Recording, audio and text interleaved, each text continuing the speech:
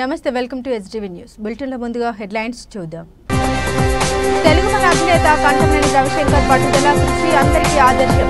Telugu one digital media రజతోత్సవంలో ముఖ్యమంత్రి Nara Chandrababu Naidu. Police అదుపులో YCP మాజీ ఎంపీ నందిగం సురేష్.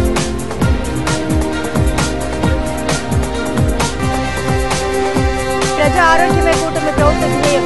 గ్రామీణులకు కార్పొరేట్ స్థాయి వైద్యం. ఉచిత వైద్య శిబిరాన్ని ప్రారంభించిన మంత్రి నాదెండ్ల. సమాజ ఉన్నతిలో విశ్రాంత సైనికులు భాగస్వాములు కావాలి. గురువాడ ఎమ్మెల్యే వెనుగండ్ల రాము. విశ్రాంత ఆర్మీ సైనికులతో సమావేశమైన ఎమ్మెల్యే. ఎకానమీ సృష్టికి చిరునామాగా తెలుగు జాతి ఉంటుందని నాలెడ్జ్ ఎకానమీ ఆంటర్‌ప్రెన్యూర్ తెలుగు ప్రజలు ముందుండాలని ముఖ్యమంత్రి చంద్రబాబు నాయుడు ఆకాంక్షించారు. ఎన్ని జన్మలైనా తాను తెలుగు జాతిలోనే పుట్టి సేవ చేయాలని కోరుకుంటున్నానని అన్నారు. హైదరాబాద్లో కంటమనేని రవిశంకర్కు చెందిన తెలుగు వన్ డిజిటల్ మీడియా వజ్రోత్సవంలో సీఎం చంద్రబాబు నాయుడు ఆదివారం పాల్గొన్నారు. జ్యోతి ప్రజ్వలన చేసి కార్యక్రమాన్ని ప్రారంభించారు. అనంతరం ప్రసంగించారు. ఏది చేయాలన్న విశ్వసనీయత అవసరం. ఎన్జీఓ మీడియాకు విశ్వసనీయత ఉండాలి. స్వాతంత్రోద్యమ సమయంలో పత్రికలు జర్నలిస్టులు కీలక పాత్ర పోషించారు. కానీ ఇప్పుడు పోటీ ప్రపంచంలో విలువలు పడిపోతున్నాయి. సోషల్ మీడియాతో ఎంత లాభం ఉందో అంత నష్టం ఉంది. సోషల్ మీడియాని వేదికగా తీసుకుని వ్యక్తిత్వ హననం, తప్పుడు సమాచారానికి పాల్పడుతున్నారు. దీనిపై నియంత్రణ అవసరం. ఇళ్లలో ఉండే ఆడబిడ్డల వ్యక్తిత్వాన్ని హననం చేస్తే సమాజానికి హాని కలుగుతుంది. కేంద్ర రాష్ట్ర ప్రభుత్వాలు నిష్పక్షపాత మీడియాను ప్రోత్సహించే అంశంపై ఆలోచిస్తాయి. దుర్మార్గపు ఆలోచన చేసేవారిని నియంత్రించాల్సి ఉంది అని సీఎం చంద్రబాబు అన్నారు. గౌరవనీయులు పూజ్యులు శ్రీ చిన్నజీయర్ స్వామి గారు, గౌరవనీయులు పెద్దలు retired chief justice Shri Ramana గారు, గౌరవనీయులు రఘురామకృష్ణరాజు గారు, మురళీమోహన్ గారు, గౌరవనీయులు తెలంగాణ రాష్ట్ర మంత్రివర్గ సభ్యులు తుమ్మల నాగేశ్వరరావు గారు, నారాయణమూర్తి గారు, తనికళ్ళ భరణి గారు, చంద్రబోస్ గారు, అశోక్ తేజ గారు, వేణుగోపాలాచారి గారు, శ్రీనివాసరెడ్డి గారు, మేడసాని మోహన్ గారు, ఈరోజు ఈ కార్యక్రమానికి ఇచ్చేసినటువంటి సోదరి సోదరులందరికీ అందరికంటే ముందుగా తెలుగు వన్ ఎండి మిత్రులు రవిశంకర్ కంటమనేని, ఈరోజు మీ ఉత్సాహం చూస్తూ ఉంటే మళ్ళీ పాత రోజులు జ్ఞాపకం వస్తున్న హైదరాబాద్లో ఆ రోజు చేసిన పనులు కానీ ఇవన్నీ జ్ఞాపకం వస్తున్నాయి. అందులో రవిశంకర్ కంటమనేని మనస్ఫూర్తిగా అభినందిస్తున్నా. నేను ఒక విజన్ని రూపకల్పన చేస్తే ఆ విజన్లో ఫస్ట్ మూవర్ అడ్వాంటేజ్ తీసుకుని బ్రహ్మాండంగా మీరు చూస్తే 2000లో ప్రారంభించాడు. నేను 1996-97లో ప్రపంచంలో ఇంటర్నెట్ రెవల్యూషన్ వచ్చింది. ఆ ఇంటర్నెట్ రెవల్యూషన్ని అడ్వాంటేజ్గా తీసుకోవాలని ఐటీని ప్రమోట్ చేస్తే నేను ఆ సమయంలోనే ఐటెక్ సిటీ పెట్టి ఐటీని ప్రమోట్ చేశాను. ఈరోజు ఇక్కడ ఉండే వాళ్ళందరూ కూడా ఐటీ చేసి ఇటీవల ఒకసారి అనిపిస్తుంది, నేను కష్టాల్లో ఉన్నప్పుడు, నేను జైల్లో ఉన్నప్పుడు మీరు పోరాడిన విధానం నా జీవితంలో ఎప్పుడూ మర్చిపోలేను. అంటే ఒకసారి రాజకీయ నాయకులు అనుకుంటాం మనం పనిచేస్తే ప్రజలు మర్చిపోతాం అనుకుంటాం, కానీ ఒక్కొక్కసారి ఏ విధంగా ప్రజలు స్పందిస్తారనేది నా జీవితంలోనే కాదు, ఎన్ని జన్మలెత్తి మళ్ళీ తెలుగు వాడుగానే పుట్టాలనుకుంటున్నా, ఈ జాతికి సేవ చేయాలని ఆలోచిస్తున్నాను. అలాంటి బ్రహ్మాండమైన స్ఫూర్తిని మీరు ఇచ్చారు. అయితే ఈరోజు ఇక్కడికి వచ్చినప్పుడు 2000 సంవత్సరంలో తెలుగు వన్ డిజిటల్ ప్రయాణం ఈరోజు 400 ఛానల్స్ మొత్తం ఇప్పుడే చెప్పాడు. ప్రపంచంలో ఏ దేశానికి పోయినా తెలుగు 1 ఉంటుంది. నేను గర్వపడుతున్నా, గర్విస్తున్నా.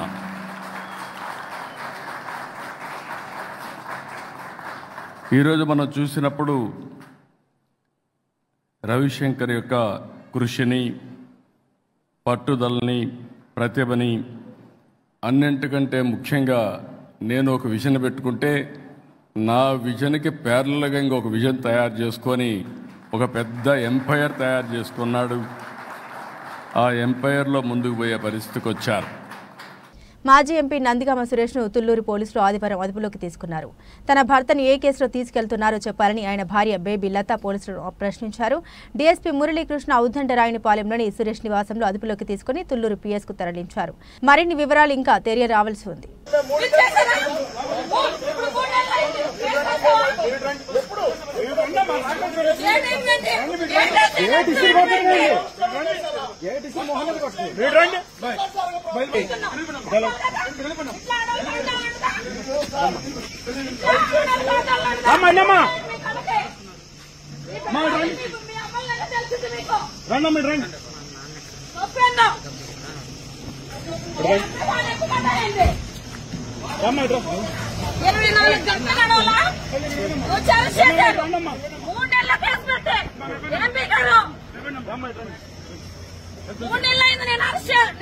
నేను కేసులు పెట్టి నా ఇంటి మీద సీసీ కెమెరాలు వేసుకొని సీసీ కెమెరాల రికార్డులతో సహా స్టేషన్ లో ఇచ్చా. ఆ రోజు ఏం చేశారు మీరు? నా కారు మీద దాడి జరిగిందని చెప్పా. వాడిని ఏం చేశారు మీరు? పిచ్చి పిచ్చిగా ఉన్నాయండి, గేట్లు వేసి పెడుతున్నారు. 5-10 మంది ఉన్నారు. మిగిలిన మీరు ఒక్కనే తీసుకొచ్చారు. గ్రామీణ ప్రాంతాల్లోని పేదల ఆరోగ్యాన్ని మెరుగుపరిచే ఉద్దేశంతో ఉచిత వైద్య శిబిరాన్ని ఏర్పాటు చేసినట్లు రాష్ట్ర ఆహార పౌర సరఫరాల శాఖ మంత్రి నాదెండ్ల మనోహర్ తెలిపారు. తెనాలి నియోజకవర్గంలోని కొల్లిపర మండలంలో ఉన్న సిహెచ్సిలో ఈ వైద్య శిబిరాన్ని మంత్రి నాదెండ్ల మనోహర్ ప్రారంభించారు. మంత్రి మాట్లాడుతూ వైద్య సేవల కోసం దూర ప్రాంతాలకు వెళ్లలేని వారు, డబ్బులు ఖర్చు పెట్టి వైద్యం చేయించుకోలేని వారు ఉచిత వైద్య శిబిరాలను సద్వినియోగం చేసుకోవాలని మంత్రి నాదెండ్ల మనోహర్ సూచించారు. శిబిరంలో కార్పొరేట్ స్థాయిలో లభించే వైద్య పరీక్షలు, సాధారణ శస్త్రచికిత్సలు, స్త్రీల ఆరోగ్యం, పిల్లల వైద్యం, చెవి, ముక్కు, గొంతు, కంటి, దంత, గుండె సంబంధిత విభాగాల్లో పరీక్షలు ఉచితంగా నిర్వహించి మందులు కూడా ఉచితంగా అందిస్తున్నట్టు తెలిపారు. ఈ ఉచిత వైద్య శిబిరంలో 20 మంది నిపుణులైన వైద్యులు, 50 మంది వైద్య సిబ్బంది సేవలు అందించారని మంత్రి వివరించారు. అంతేకాదు ఎక్స్రే, స్కానింగ్ మిషన్లు, సాంకేతిక సిబ్బంది కూడా అందుబాటులో ఉన్నారు. రాబోయే రోజుల్లో బ్లడ్ బ్యాంకు కూడా ఏర్పాటు చేయనున్నట్లు మంత్రి వెల్లడించారు. కొలిపర్లో ఉన్న ప్రభుత్వ ఆసుపత్రిలో ఒక ఉచిత వైద్య శిబిరం మనలో నుంచి కూడా అనేక మంది ఎవరైతే పాపం దూర ప్రాంతాలకు వెళ్లి వైద్య సేవల కోసం తిరగాల్సి వస్తుందో వారికి అందుబాటులో 8 ప్రధాన విభాగాలు, గుండె చికిత్సతో సహా చర్మ వ్యాధికి సంబంధించిన డాక్టర్లు, చిన్నపిల్లల డాక్టర్లు, జనరల్ సర్జరీ డాక్టర్లు, టోటల్ ఈ రోజున 20 మంది డాక్టర్లు, 50 మంది సిబ్బందితో ఉదయం నుంచి కూడా ఈ కార్యక్రమం నిర్వహిస్తున్నాం. దాదాపు 600 దాటారు ఇప్పటివరకు ఓపీ. సో ప్రతి ఒక్కరిని కూడా జాగ్రత్తగా పరిశీలించి వాళ్ళకి ఇంకా మెరుగైన వైద్య సేవలు అందించడానికి, అదేవిధంగా ఉచితంగా ఇక్కడ మనం ఈ రోజున మందుల పంపిణీ కూడా చేస్తాం. సో ఆ కార్యక్రమం కొలిపర మండలంలో ఉన్న గ్రామాలన్నింటి నుంచి కూడా వచ్చారు. చాలా సంతోషం. మనం కష్టపడి నిర్మాణం చేసుకున్న ఈ ఆసుపత్రిని ఆ పూర్వ వైభవం వచ్చే విధంగా ప్రతి ఒక్కరు కూడా అంకిత భావంతో పనిచేసుకుని అనేక కుటుంబాలకు ఉపయోగపడే విధంగా తప్పకుండా మేము చర్యలు తీసుకుంటాం. ఇది మా కూటమి ప్రభుత్వంలో ఒక బాధ్యతగా తీసుకుని 100% ప్రతి కుటుంబానికి ఆరోగ్య సమస్యలు ఉండకూడదు. సంక్షేమం విషయంలో కూడా ఇప్పుడే దాదాపు 140 వితంతు పెన్షన్లు పంపిణీ చేశాం. మండలంలో ఇంకొన్ని ఒక 20-30 రావాల్సినవి ఉన్నాయి. వాటిని కూడా త్వరగానే క్లియర్ చేయించి టోటల్గా మన మండలంలో నేను చెప్పినట్టు ఇప్పటి వరకు ప్రతి నెల మనం దాదాపు 45 కోట్ల రూపాయలు మనం సంక్షేమ పథకాల ద్వారా పెన్షన్లకు మనం అందిస్తున్నాం. దాదాపు 7,000 మందికి మనం పెన్షన్స్ ఇస్తున్నాం ప్రతి నెల 1వ తారీఖున. ఆ కార్యక్రమాన్ని ఇంకా ముందు తీసుకెళ్తాం. ఇక్కడ ఈ రోజు కూడా మనకి ఆల్రెడీ ఎక్స్రే మెషిన్ వచ్చింది. ఎక్స్రే మెషిన్ ఇంకో 4 రోజుల్లో అది కూడా ప్రారంభించుకుంటాం. వాటితో పాటు స్కానింగ్ మెషిన్, డాక్టర్లు కూడా ఆ పరికరాలు ఉపయోగించుకునే విధంగా టెక్నీషియన్స్, డీసీహెచ్ఎస్ గారిని కూడా నేను కోరాను. రాబోయే రోజుల్లో ఇక్కడ బ్లడ్ బ్యాంక్ కూడా ఏర్పాటు చేస్తాం. కొలిపర్లో ఎవరు కూడా తెనాలికో విజయవాడకో గుంటూరుకో వెళ్ళకుండా పరిస్థితి ఖచ్చితంగా మనకి కొలిపర్ ఆసుపత్రిలోనే అన్ని విధాలుగా వైద్య సేవలు ఉండే విధంగా తప్పకుండా మేము అందరం కూడా చర్యలు తీసుకుంటాం. ఉదయం నుంచి జరుగుతున్న ఈ కార్యక్రమాల్లో ఈ విధంగా ప్రజలు స్పందించడం, ప్రతి గ్రామా నుంచి అందరినీ కూడా కష్టపడి గత 3-4 రోజుల నుంచి డాక్టర్లే కాదు మన సిబ్బంది ఎంపీడీఓ గారు, తహసీల్దార్ గారు, ఇక్కడ ఉన్న అధికార యంత్రాంగం అందరూ కూడా కష్టపడి చేశారు. ఎంపీపీ గారు కూడా వచ్చారు, ఇద్దరు ఎంపీటీసీలు అందరూ కూడా గ్రామాల్లో మనం ఈ సమాచారం తెలిపే విధంగా మనం బాధ్యత తీసుకోవాలి. ఎందుకంటే అంతిమంగా పాపం చాలా మంది డబ్బు ఖర్చు పెట్టుకుని వైద్య సేవలు చేయించుకోలేరు కాబట్టి ఖచ్చితంగా వాళ్ళకి వైద్య సేవలు వాళ్ళకి అందుబాటులో ఉండేటట్టు మనం ఈ మెగా మెడికల్ క్యాంప్ ఏర్పాటు చేశాం. ప్రతిసారి కూడా నేను చెప్పేది ఇది ఒకటే, అందరం కూడా అంకిత భావంతో పనిచేస్తే ఎక్కడ ఇబ్బంది లేకుండా ప్రజలకి మరింత మెరుగైన సేవలు అందిస్తాం. కూటమి ప్రభుత్వం యొక్క ధ్యేయంగా మేము దాన్ని చేసుకుంటూ ప్రజల్లోకి తీసుకెళ్తాం. దేశ సేవ చేసి రిటైర్ అయిన సైనికులు సమాజ ఉన్నతిలో భాగస్వామ్యం చేసేలా వారికి ఉద్యోగ అవకాశాలు కల్పించాలని కూటమి ప్రభుత్వానికి విజ్ఞప్తి చేస్తానని గుడివాడ ఎమ్మెల్యే వెనకల రాము పేర్కొన్నారు. రాజేంద్రనగర్లోని ఆయన స్వగృహంలో పలువురు విశ్రాంత సైనికులు ఎమ్మెల్యే రామును కలిశారు. ఈ సందర్భంగా వారితో ఎమ్మెల్యే రాము పలు అంశాలపై మాట్లాడారు. అనంతరం ఎమ్మెల్యే రాము మీడియాతో మాట్లాడుతూ, నా తండ్రి వెంకటేశ్వరరావు ఆర్మీలో పనిచేశారని, ఆర్మీ కుటుంబం నుండి వచ్చిన నాకు రిటైర్ అయిన తర్వాత వారి కష్టాలు తెలుసన్నారు. దేశ రక్షణలో విశేష సేవలు అందించి ధైర్యానికి ప్రతిరూపాలని సైనికులను మనమందరం ప్రత్యేకంగా గౌరవించుకోవాలన్నారు. కఠిన శ్రమతో కూడిన శిక్షణ పొంది ప్రాణాలు సైతం లెక్క చేయకుండా విధులు నిర్వర్తించి రిటైర్ అయిన సైనికుల సంక్షేమానికి కూటమి ప్రభుత్వం చర్యలు తీసుకునేలా వారి సమస్యల్ని సీఎం చంద్రబాబు దృష్టికి తీసుకెళ్తానన్నారు. విశ్రాంత సైనికులు సమాజ ఉన్నతిలో భాగస్వాములు అయ్యేలా ఉద్యోగ అవకాశాలు కల్పించాలని సీఎం చంద్రబాబుకు విజ్ఞప్తి చేస్తామని ఎమ్మెల్యే రాము పేర్కొన్నారు. ఎమ్మెల్యే రాముతో పాటుగా జరిగిన సమావేశంలో పలువురు ఆర్మీ విశ్రాంత సైనికులు పాల్గొన్నారు.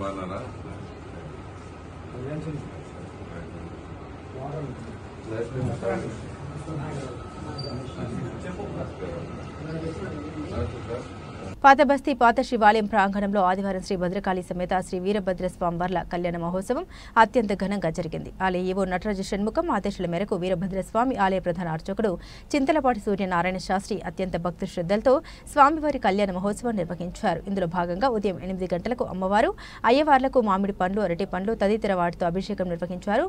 ప్రత్యేక వేదికపై ఉత్సవ మూర్తుల్ని ఉంచి గణపతి పూజ అనంతరం ఉభయదాతల చేత స్వామివార్ల కళ్యాణ మహోత్సవం నిర్వహించారు. మధ్యాహ్నం 1 గంటకు ఉభయదాతలకు భక్తులకు స్వామివారికి నివేదించిన మహాప్రసాదాన్ని అన్నప్రసాదంగా అందించారు. స్వామివారి కళ్యాణ మహోత్సవాలు ఈ నెల 16వ తేదీన ప్రారంభమయ్యాయి. ఆదివారం కళ్యాణ మహోత్సవంతో ఈ ఉత్సవాలు పరిసమాప్తమయ్యాయి. స్వామివారి కళ్యాణోత్సవంలో పాత బస్తీకి చెందిన పలువురు ప్రముఖులు అధిక సంఖ్యలో భక్తులు పాల్గొన్నారు.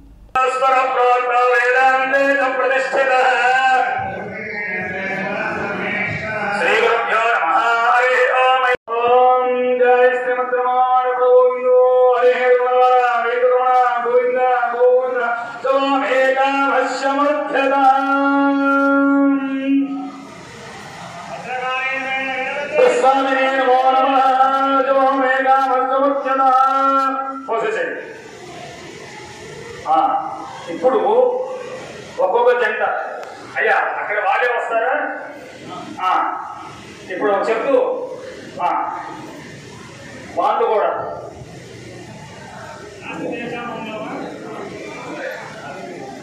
వెళ్ళి 3 సార్లుగా స్వామివారికి అయ్యవారు అమ్మవారు జీవించి అమ్మవారు అయ్యవారు జీవించి జంటగా వెళ్ళి చక్కగా పోయేది. ఆ కలశాల మీద పోయించండి అయ్యా.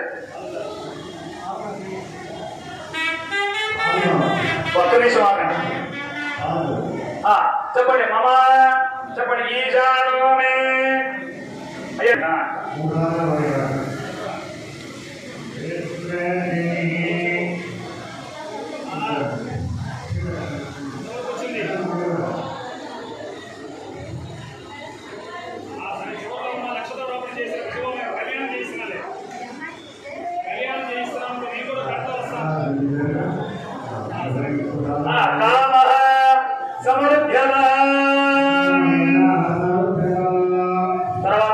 అయిపోయింది. మళ్ళీ ఎవరు వారు వెళ్ళిన స్థానంలో వారు కూర్చోండి, ఎవరి స్థానంలో వారు కూర్చోండి. ఇంకా అర్చన ఉంది, తర్వాత మంత్రపుష్పం, ప్రవచనం, తర్వాత తీర్థ ప్రసాదాలు.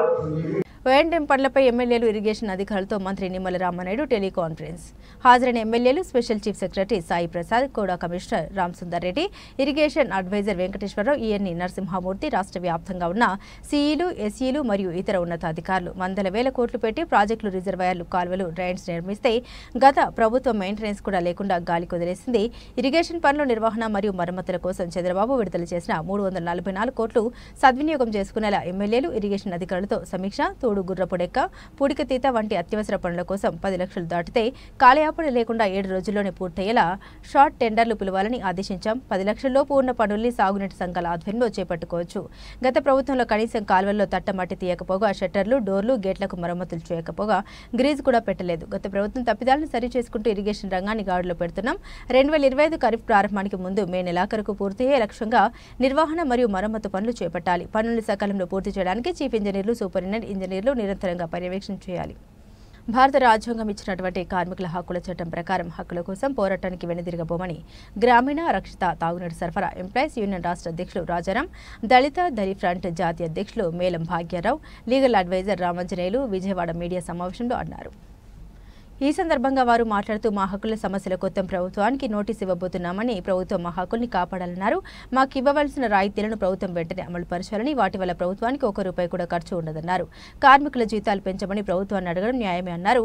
కాంట్రాక్టు వ్యవస్థను ప్రభుత్వం కంట్రోల్ చేయాలని, రాష్ట్రంలో మొత్తం 545 స్కీమ్లు ఉన్నాయని, ఏ ప్రభుత్వం ఉన్నా సరే కాంట్రాక్టు వ్యవస్థ దోపిడీకి గురి అవుతుందన్నారు. నా పేరు వినుకొండ రాజారావు. నేను RWS and CPWS workers union రాష్ట్ర గౌరవ అధ్యక్షుడిగా పనిచేస్తూ ఉన్నా.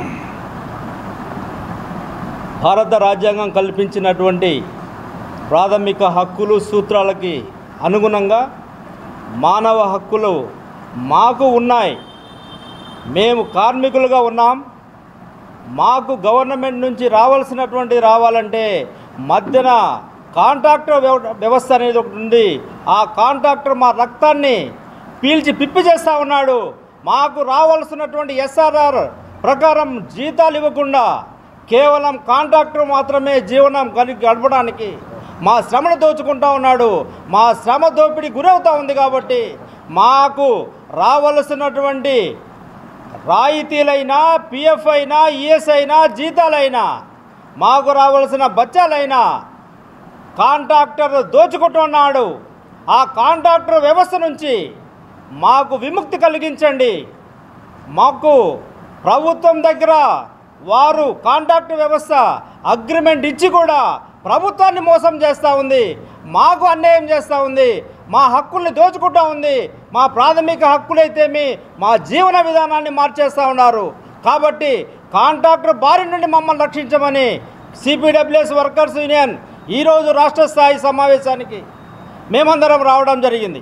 పెద్దలు భాగ్యరావు గారు, రామాంజనేయులు గారు, రాయుడు శ్రీనివాస్, ప్రసాద్ బాబు, నీలాచలం, మల్లికార్జున్, అలాగే పోషయ్య, ఇంకా శివ, గంగరాజు, వీరంతా ఉమ్మడిగా F244 రాష్ట్ర స్థాయిలో రిజిస్టర్ చేసుకొని భారత రాజ్యాంగం ఇచ్చినటువంటి కార్మిక హక్కుల చట్టం ప్రకారం వీరు రిజిస్టర్ చేయబడ్డటువంటి ఈ సంఘంలో హక్కుల కోసం పోరాటానికి వెను తిరగడం లేదు. ఇక త్వరలో మా హక్కుల సాధన కోసం మేము ప్రభుత్వానికి నోటీసు ఇవ్వబోతా ఉన్నాం. మా హక్కుల్ని మేము కాపాడుకోవాలంటే ప్రభుత్వం గ్యారంటీగా మా హక్కుల్ని కాపాడాలి.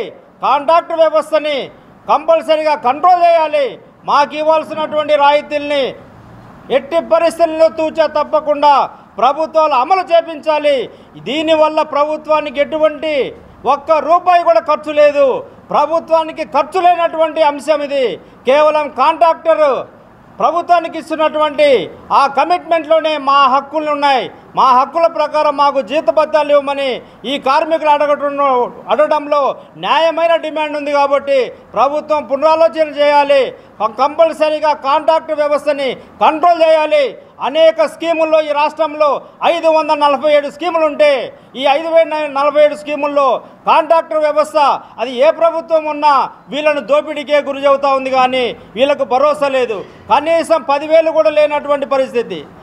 SRR రేట్స్ ప్రకారం ఇవ్వమని ఏ కార్మికుడైనా అడిగితే ఆ యొక్క కాంట్రాక్టర్ యొక్క దుర్మార్గమైన భావజాలాన్ని వీళ్ళ కార్మికుల మీద ప్రదర్శించి వాళ్ళని దూరంగా పెట్టడం, వాళ్ళని స్కీముల నుంచి దూరంగా పెట్టడం, వర్క్ నుంచి దూరం చేయడం, సమాజం నుంచి ఆ కుటుంబాన్ని దూరంగా పెట్టాలనే దుర్మార్గం ఆలోచన చేస్తున్న ఈ కాంట్రాక్ట్ వ్యవస్థ నుంచి ఈ కార్మికులను కాపాడేంత వరకు ఈ యొక్క కార్యవర్గం తీసుకున్నటువంటి నిర్ణయం తూచా తప్పనిసరిగా అమలు చేసి త్వరలోనే లేబర్ కమిషనర్ గారికి ఈ యొక్క ఆర్డబ్ల్యూఎస్ అండ్ సిబిడబ్ల్యూఎస్ వర్కర్స్ యూనియన్ తరఫున కంపల్సరీగా సమ్మె నోటీస్ ఇవ్వడం జరుగుతుందనే విషయం తెలియజేస్తా ఉన్నా. రాష్ట్ర స్థాయిలో ఉన్నటువంటి ఉద్యోగుల భరోసా కోసం, భద్రత కోసం, ఆత్మగౌరవం కోసం మాత్రమే ఈ యొక్క కార్మికుల యొక్క న్యాయమైన డిమాండ్ని ప్రభుత్వం ఆలోచించాలి. ప్రభుత్వానికి వ్యతిరేకమైనటువంటి అంశం కాదు ఇది. కేవలం వీరికి కాంట్రాక్టర్ అనేటువంటి ఒక దుర్మార్గమైన వ్యవస్థ వీరి యొక్క హక్కులని కాలరాస్తూ వారి యొక్క శ్రమను దోపిడీ చేస్తుంది. కాబట్టి ఆ శ్రమ దోపిడీని అరికట్టాలని చెప్పేసి ప్రభుత్వాన్ని డిమాండ్ చేస్తా ఉన్నాం. నేను ఎస్ రామాంజనేయులు, ఆంధ్రప్రదేశ్ గ్రామీణ త్రాగునీటి సరఫరా కార్మికుల సంఘం లీగల్ అడ్వైజర్గా పనిచేస్తూ ఉన్నాను.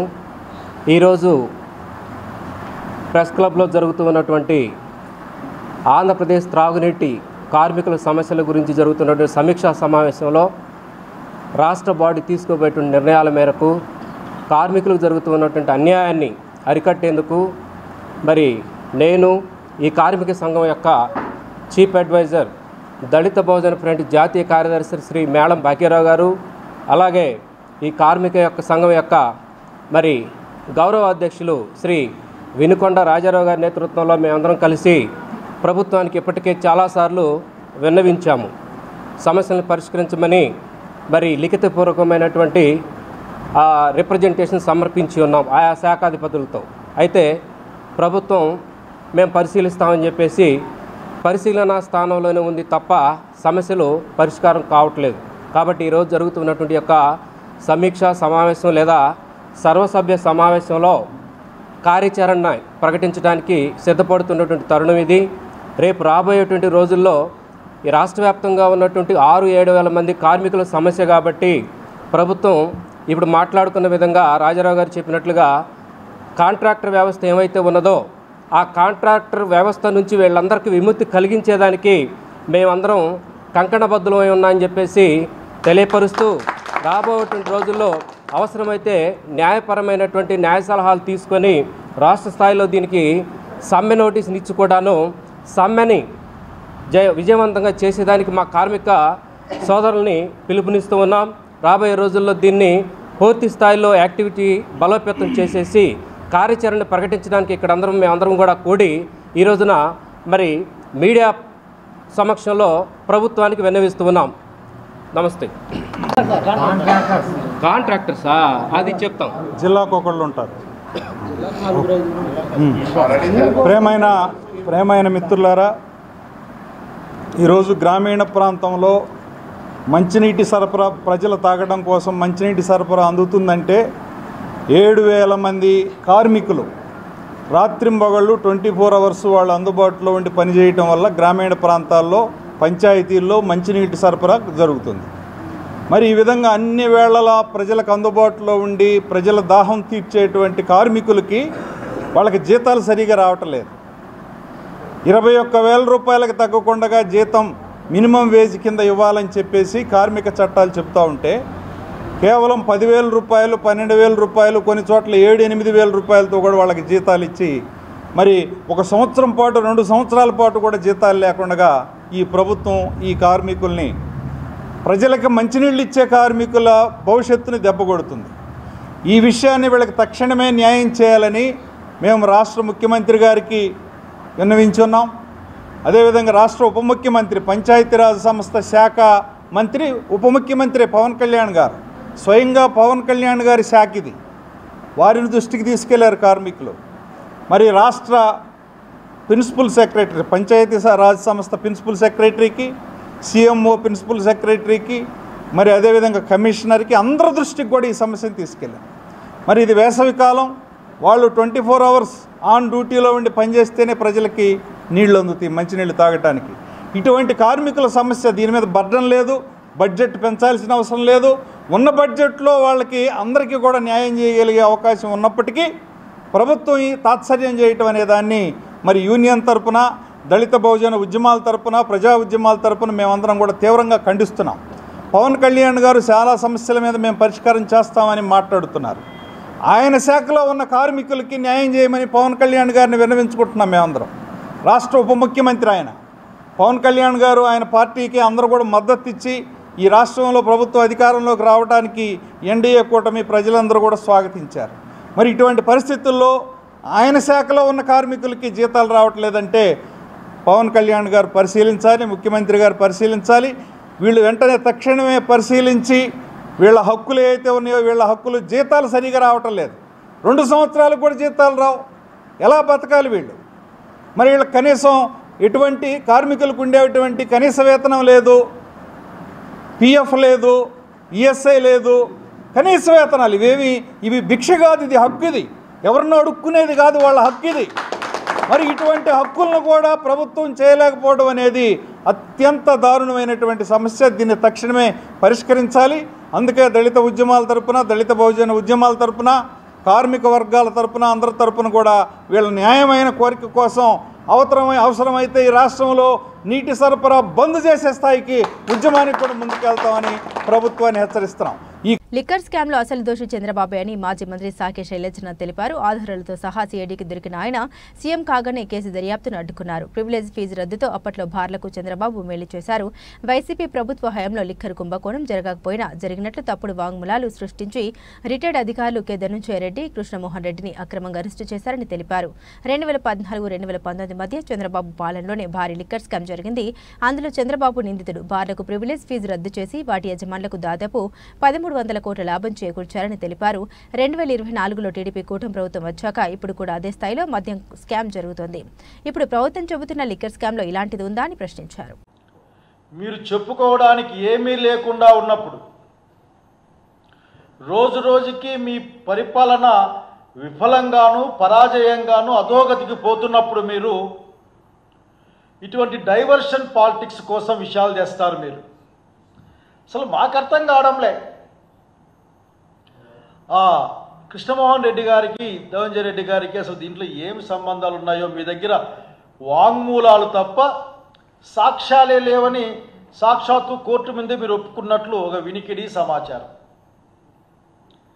చంద్రబాబు నాయుడు గారు, మీకు అసలు లిక్కర్ స్కామ్ అంటే చెప్పమంటారా? 2014-19లో మీరు ముఖ్యమంత్రిగా ఉన్నారు.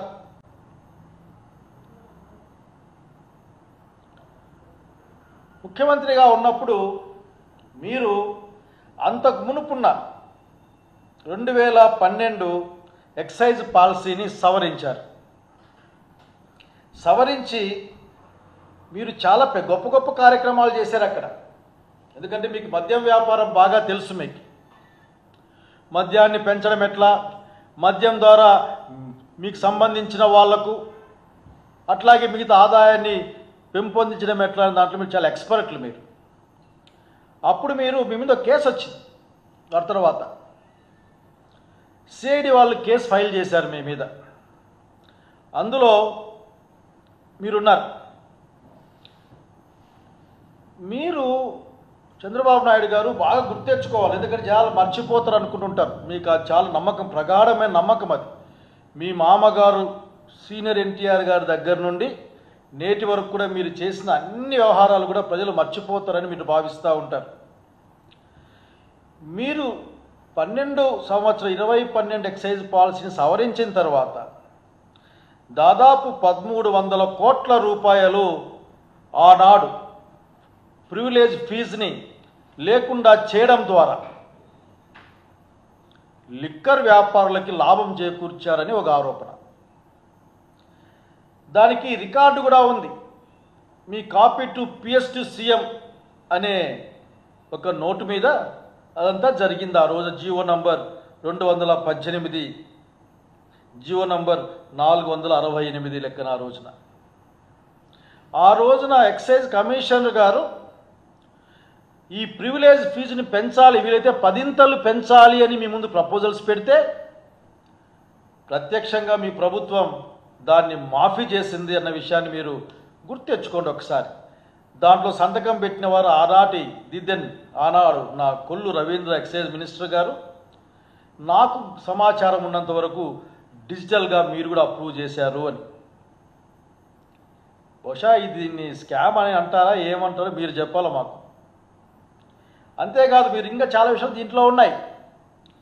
మాట్లాడితే మీరు ఎస్బీఐ ఆగ్రోస్ దాన్ని మీరు వాడారు. అసలు మీ హయాంలోనే కాదా ఆంధ్రప్రదేశ్ రాష్ట్రంలో డిస్టిలరీలకి అవకాశం ఇచ్చింది, అనుమతి ఇచ్చింది? గుర్తెచ్చుకోండి ఒకసారి. ఎస్పీవై ఆగ్రోస్కి కానీ, విశాఖ డిస్టిలరీకి కానీ, పిఎంకే డిస్టిలరీకి కానీ నాకున్న సమాచారం మేరకు మీ ప్రభుత్వమే పర్మిషన్ ఇచ్చినట్లు గుర్తు. మీరు మర్చిపోతారు మీరు చాలా. అట్లాగే మీరు చాలా విషయాలు మాట్లాడుతుంటారు. అసలుకి జగన్మోహన్ రెడ్డి గారి ప్రభుత్వం లిక్కర్ పాలసీలో నాకు ఎప్పటికీ అర్థం కాదు. ప్రభుత్వ పరంగా ఏదైనా వ్యాపారం జరిగితే ప్రభుత్వానికి లాభం వస్తుందా? ప్రైవేటు పరంగా వ్యాపారం జరిగితే ప్రభుత్వానికి లాభం వస్తుందా? మీరేం మాట్లాడారంటే అన్నీ మీకు కావాల్సిన వాళ్ళకే ఇచ్చారు మీరని. బాబు గారు మీరు గుర్తెచ్చుకోవాలి, ఎంతైనా కానీ మన రంగు మర్చిపోకూడదు. ఒకవేళ కంటెదురుగా కనిపించకపోవచ్చు కానీ ఇది గురువింద గింజ సామెత. ఇది మీ హయాంలో దాదాపు 69% ఆర్డర్లు మీరు కంపెనీలని 4కే ఇచ్చారు కదా, 4-5కి. 54% పైగా కొనుగోలు ఇప్పటికి కూడా మీరు 4-5 కంపెనీలు చేశారు కదా. అంటే మీరు ఎవరికి మేలు చేద్దామనుకున్నారు? దీన్ని స్కామ్ అనరా? అంతకంటే దీన్ని ఇంకా గొప్ప విషయం మాట్లాడుకుందాం. మీ నూతన పాలసీలో ప్రభుత్వ రంగం నుండి, ప్రభుత్వం అమ్మే దాని నుండి మీరు ప్రైవేట్కి ఇచ్చి ప్రత్యక్షంగా ఆ ఇసుక మద్యంలో మీ వాళ్ళకు లాభం చేకూర్చడానికి అని ప్రజలు మాట్లాడుకుంటున్నారు బహిరంగంగా. దానికి సాక్ష్యాలు ఉన్నాయి. చివరికి అప్లికేషన్లు పెట్టడానికి కూడా కష్టమైంది ఈ రాష్ట్రంలో. మర్చిపోవద్దండి. బహుశా మీరే చెప్పారు 2-3 సందర్భాల్లో. షాపుల కోసం కొట్టుకున్నారు. వేరే వాళ్ళు వస్తే మీ సంగతి. బులెటిన్ ముగించే ముందు హెడ్లైన్స్ మరోసారి. తెలుగు వన్ అధినేత కంటమనేని రవిశంకర్ పట్టుదల, కృషి అందరికీ ఆదర్శం. తెలుగు వన్ డిజిటల్ మీడియా రజతోత్సవంలో ముఖ్యమంత్రి నారా చంద్రబాబు నాయుడు. పోలీస్ రాజులో వైసీపీ మాజీ ఎంపీ నందిగం సురేష్.